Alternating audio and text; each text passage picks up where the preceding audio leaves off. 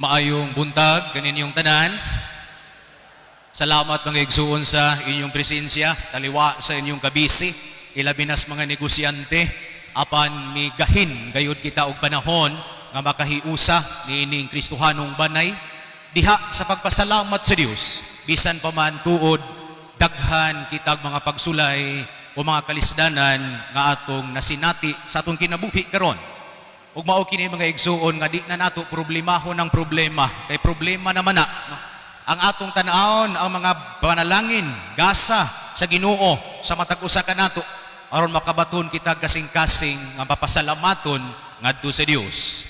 Mga igsuon kaganina akong gisulti sa mga katawhan sa Dios nga usa sa pinakadakong hagit sa matag usa ka nato ang kining atong kaakuhan o responsibilidad ngadto sa atong mga kaigsuunan. Ilabi na gayod ang pagsulti sa unsay dili maayo nilang binuhatan, maot nga batasan o kinaiya. Kay mao ni hinungdan nga mag-away na hinuon mo, maputol ang inyong maayong relasyon kaysa pagsulti og mga maayong butang ngadto kaniya. Among mga minyo nga niya dinhi, nakasinati siguro mo niini nga usa sa mga butang nga inyong lalisan kanang badlungon ka sa imong asawa o sa imong bana o bisan ang anak badlungon sa ginikanan nga murag mo sungagta sa atong mga ginikanan. Labi na kining mga bana di man pud hinuon tanan, no, nga sultihan sa asawa dong undangan na lagi ng imong bisyo kaysa padugay sa madali don Emilio ang imong padulngan ni ana. Masakit jud ka, hospital ang imong padulngan. Pero mo balinganga po ni usahay ni mga bana. Muingnon ang iyang asawa. Ngano ba manghilabot man ka? Dagko naman ta nagkaila. Pagkaila na to, manigarilyo na ko daan. Muinom na ko, manugal na ko. Ugon sa panang mga bisyuha. Dako na hinong ko gasto ani, paundangon na hinong ko nimo.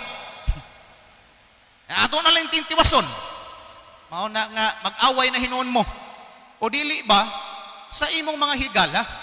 O kauban nimo sa trabaho, aka nang imong ingnon nga, migo, Brad, ayaw na pog sige kalit, oy.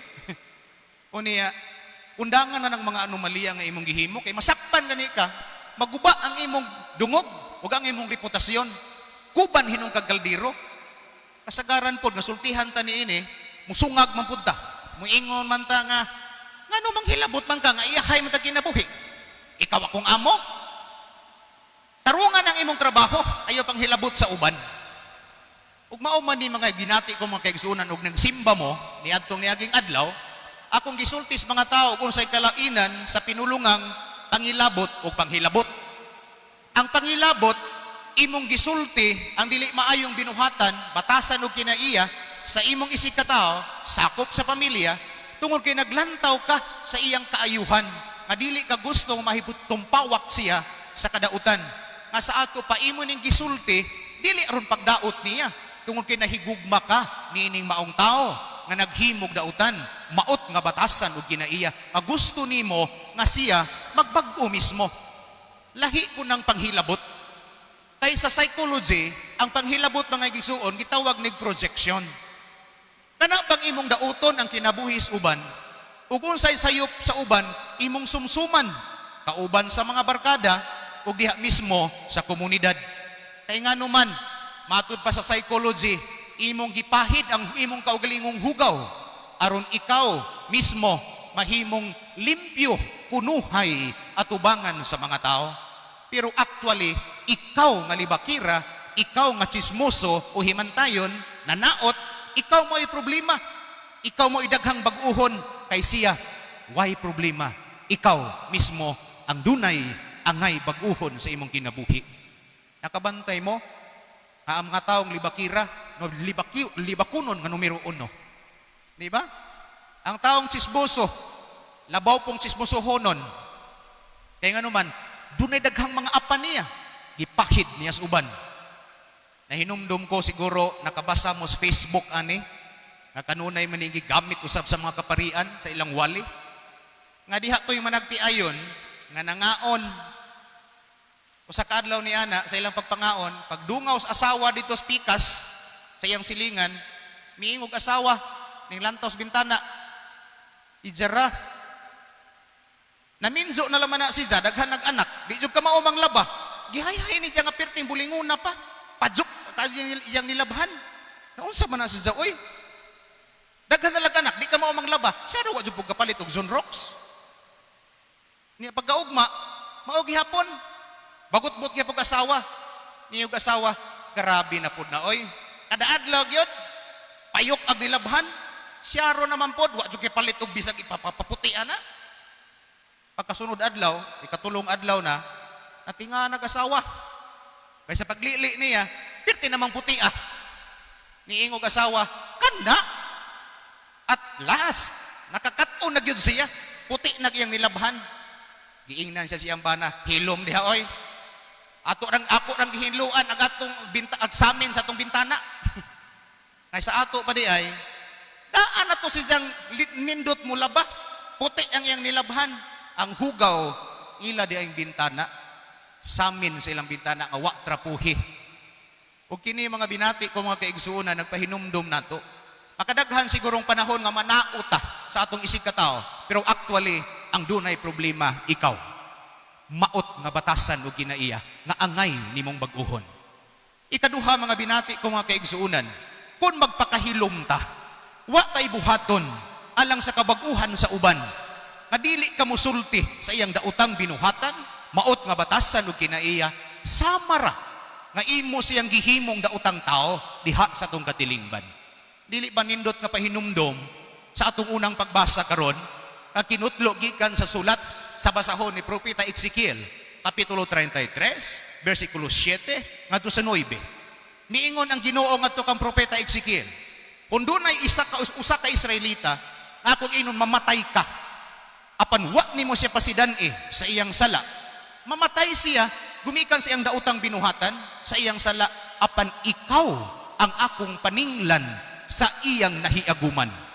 Ug kini mga binati ko mga kaigsuunan, nagpasabot nato nga dili day kita makaingon sa atong kaugalingon nga wa koy labot sa imong kinabuhi, wa koy labot sa kinabuhi sa uban, tungod kay duna tay dakong kaakuhan nga sila mahimong maayong tao sa atong katilingban. Dili ba? Unsa may gisulat ni San Pablo ngadto sa taga Roma, Kapitulo 14, versikulo 7. Miingon si San Pablo, way tao dinis kalibutan nga magpakabuhi, mamatay alang sa kaugalingon lamang. O kini mga igsuon nagpasabot, kitang tanan, sumala sa tong kapasidad, doon na kita'y kaakuhan nga ang atong isig katao, mahimong maayong tao diha sa tong katilingban. Kay ang pagkapakyas sa paghimo ni ini, samara nga ikaw mismo naghimo kaniyang dautang tao. Kaganinang bundag, siguro nadungog ninyo sa atong trumpa nga akong gisultis mga tao kining akong kasinatian nga sa usa ka parokya ang akong naagian.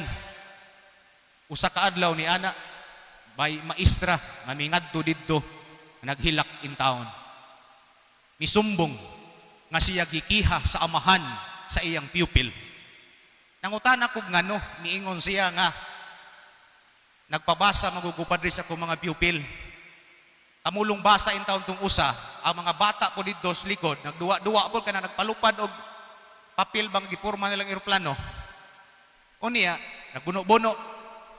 Kining bata agyud kuno buguyon, iyang giputos og papel ang bato, iyang giitsa, dito sa agtang kaigo, piting hilaka.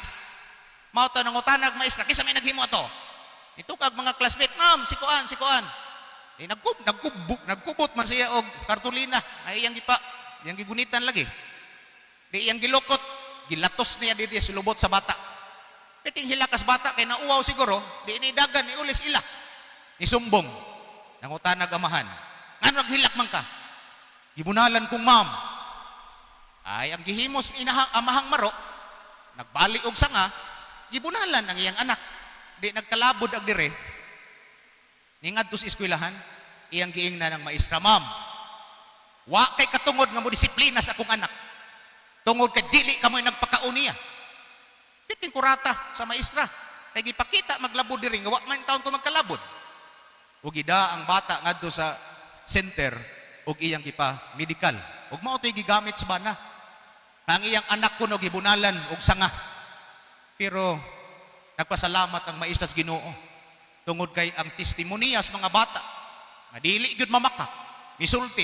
Wa man nabunaling ma'am Oroy og sanga gilatos ra man na niya sa kartolina. O niya mutug magituuhan kay mga bata gud na. Sultim so ng batas Tinoo dili parehas dagko nga bisag ay imong gihimo mamakak pa jud ta nga wa. Murag uwak ba? Wa sige gwa pero gihimo nimo. Pero bata tug-an Dios tinuod. Og naabswelto in taon ang maestra. Og ako'y naguol mga igsuon sa gihimo sa amahan ngadto siyang anak. Tungod kay sigurado 101% akadtong maong bata mahimong maldito nga tao sa katilingban. Tungod kay wa niya koreksyon ang gihimo sa iyang anak nga dili maayo. Hinuon iya kinong gikonsente. Mao na nga kaganinang buntag usab akong gisultis mga tao nga kamong tanan nakabasa naman niini tungod kay sige kini repost sa mga nakabasa niini sa Facebook. Mahitungod nining usa ka binilanggo. Ganian ang adlaw hukman siya sa kamatayon. Apan mihangyo siya nga sa dili pa siya bitayon magsulat siya ngadto sa iyang amahan, iyang inahan. Ato lang binisayon kay in English man. Ang sulat na ganayon, Ma, kung doon na may hustisya din sa kalibutan, kitang duha ang angay bitayon karong adlaw. Ma, nahinumdum ka, niadtong gamay pa kong bata, nga nangawat kong bike sa akong barkada, apil ka nga mitago ni nilikod sa tong kusina, ug imo pang gikasab-an ang maong bata, gumikan kay gipasumangilan ko niya nga nangawat sa iyang bike. Ma, nahinumdum ka. Kausa ka adlaw ni ana samtang naglaag ako sa balay sa kong barkada, akong gikawat ang pitaka sa iyang amahan. Ug kita pang duha ma, mingadto mall mupalit sa mga butang nga akong gusto. Nahinumdum ka ma nga usa ka adlaw ni ana, gikasab-an ko sa kong amahan. Ug imo ming naabtan, imong giaway ang akong papa. Gusto lang niya nga ako koreksyonan sa sayop na kong gihimo. Tungod kay nang limbong ko sa kompetisyon nga akong giapilan ug ako ang nahimong mananaog. Ma, bata ko na sayop. Nanginahanglan o koreksyon, dili approval sa sayop na kong gihimo. Apan, gipasaylo ko na ikaw. Ug ako nagpasalamat kanimo sa gasa sa kinabuhi nga imong gihatag kanako.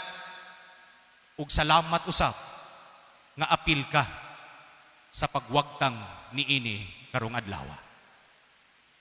Ako kining gisulat aron mahibaw-an sa tanang inahan, mga ginikanan lukop sa tibuok kalibutan, nga ang edukasyon, pagtudlo sa bata ug unsay maayo unsay dautan, mao kini ang labing importante. Ang imong anak nga usa ka kriminal.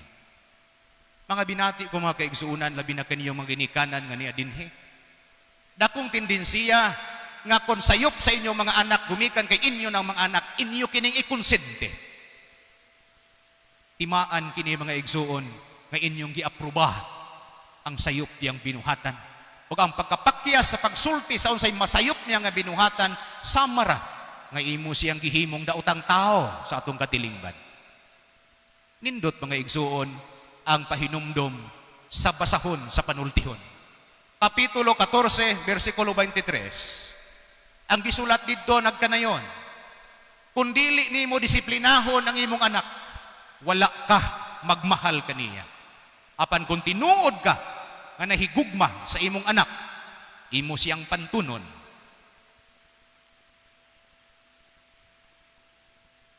Nagatuo kami sa usa ka Dios, ang amahan nga magkagagahom sa tanan, magbubuhat sa langit ug sa yuta ug sa tanang mga makita ug dili makita. Nagatuo kami sa usa ka Ginoo, si Kristo ang bugtong anak sa Dios, gianak samahan sa wala pay katuigan, Dios gikan sa Dios, kahayag gikan sa kahayag, matuod nga Dios gikan sa Dios nga matuod, ianak dili binuhat o sa kinaiya samahan, pinaagi kaniya nga himo ang tanan tungod kanatong mga tao